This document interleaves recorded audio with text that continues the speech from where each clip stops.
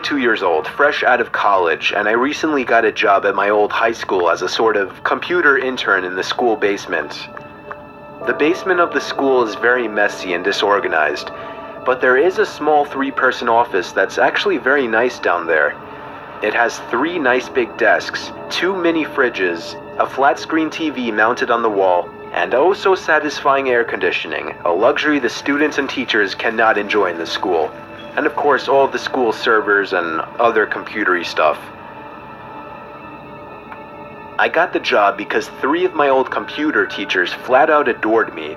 I could actually consider them as real friends, not just teacher figures, so they all helped tremendously in landing me this job.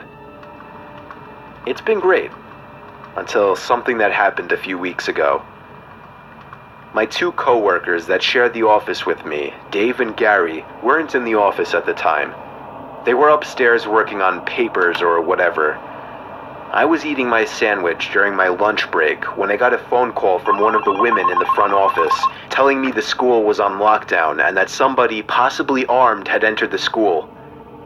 There wasn't much that I could do other than turn off the lights because, surprisingly, as nice as this little office was, it didn't have an actual door to it, just a big opening, and the door to the whole basement didn't even have a working lock. For my own safety, I did turn off all the lights in the office and my computer screen. I kept my phone on the desk, texting both Gary and Dave, but they wouldn't respond. I sat down there in the dark, playing games on my phone for like 20 minutes, waiting for the call from up front to tell me to resume working. I had no idea what was happening. I couldn't hear what was going on upstairs from down here. But I was not allowed to make any calls until I was informed that the lockdown was over. Then, the noisy basement door opened. As the creaking echoed across the basement and into my office, I sat up from my seat, wondering if I should call out Gary or Dave. I was eager to get some info from them. Someone then came running down the stairs, and their footsteps were approaching my office. I pushed away my chair and crawled under my desk. Somebody entered the office, but did not turn on the lights. There was just silence. I can't even describe the fear I was experiencing. I felt like if I made one sudden noise, I'd be a dead man. Suddenly, my phone dinged as I got a text message. I felt my entire world shrivel up and die at that one moment as I clenched my teeth in fear. Footsteps suddenly moved closer to me until I finally dove out from under the desk in capitulation, begging whoever it was not to kill me. And just then, someone grabbed my arm and pulled me up. It was some guy in a red plaid button-up, jeans, and a reddish-black cap. He told me, "It's okay, I'm just down here hiding with you." "What's going on up there?" I whispered to him. He kind of ignored my question and asked me if there's an exit down here. I told him, "Yeah, around that way." Before he could do anything else, I asked him, "Who are you?"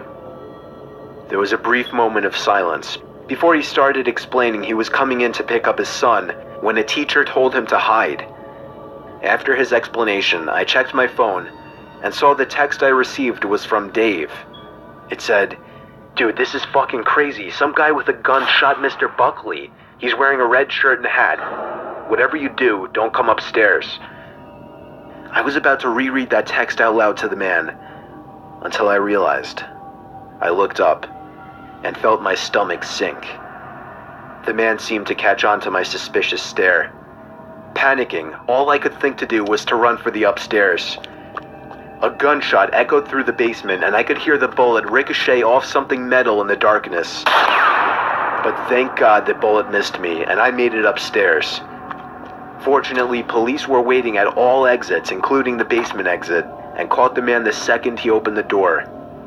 More good news, our teacher, Mr. Buckley, survived the gunshot. It was later determined that the man and Mr. Buckley had some beef for whatever reason, but that was never revealed. All we know is that Mr. Buckley couldn't have done anything that would have warranted this kind of reaction. And I know that the sound of that gunshot will forever echo in my mind.